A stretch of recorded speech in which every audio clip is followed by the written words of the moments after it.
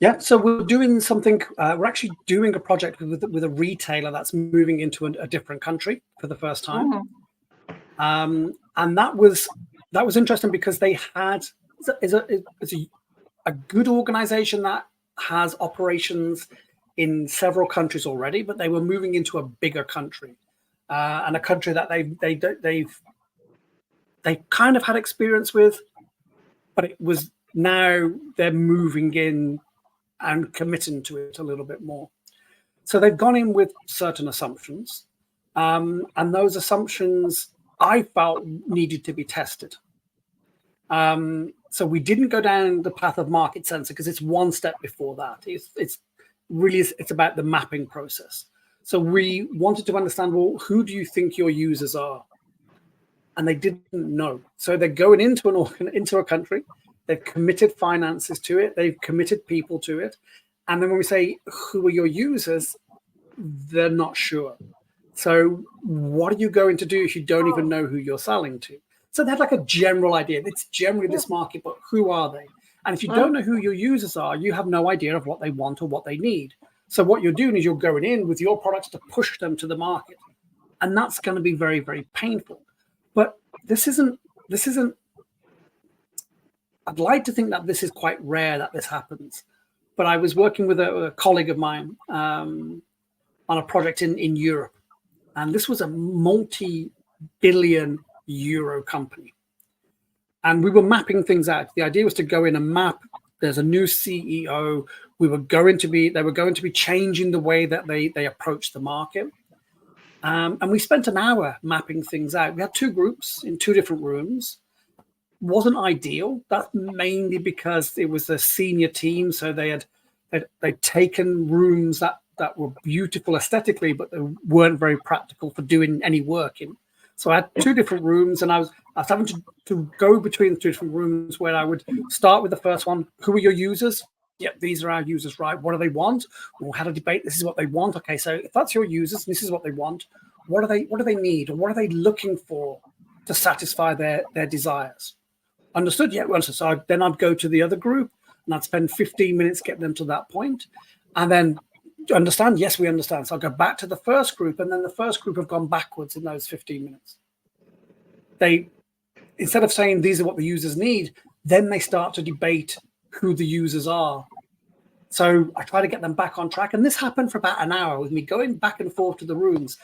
And I'm dealing with, I think it was about nine or 10 senior level people. We're talking senior, chief marketing officer, chief financial officer, chief operations officer, very senior people. And it took me an hour, and it shouldn't have taken that long. But this is this was a few years ago. And then I understood what the problem was. This company didn't even know who they're selling to. And they're a multi-billion euro organization. And that's because these are senior people whose jobs are really about, the chief marketing person knew about advertising, knew about clicks per user, or per dollar or euro spent. The CFO knew spreadsheets. The chief operations officer knew about infrastructure. Nobody had any concept of who the users were. And if they didn't know who the users were, they had no concept of what users wanted or what users needed or what they should be doing. This was a shock to me. But as I said, since then, I've realized, and I had a case quite recently where that's quite common. And I think it's a simple way of fixing things. It's just to make sure that Amazon do this. Amazon famously have an empty chair in their meetings, and that chair is meant to represent their user. And if anytime the meeting drifts from what the user would be interested in, they can snap it back and say, well, this is an internal discussion. We need to be constantly focused on what our users need. But Amazon is quite, in the West, Amazon is quite an exceptional company because they understand what users need or what users want. And what they want is a wide selection of goods, low prices, and fast delivery. But if you ask any organization what your users want, very few will be able to answer that succinctly. So that's a common thing that I come across where you can't even move to the second step if companies don't really understand who their customers are.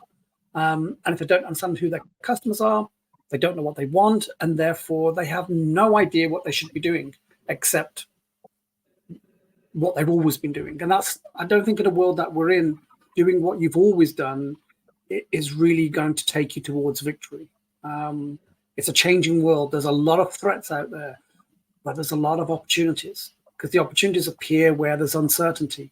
And it's those companies that are brave enough, but also those companies that have clear vision, that can see things.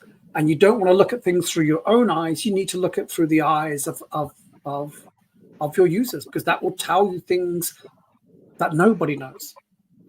And if you can see something that your users will tell you, this is the right direction, this is what's important to us, this is what your competitors are not doing for us, this will tell you where your strategy is. This will tell you what you should be doing. And so, yeah, that example is quite a common example of not thinking about your users. And the original case that I gave to you, at the moment they are starting to come around to the idea of starting small, getting close to users, and then taking it step by step from there. So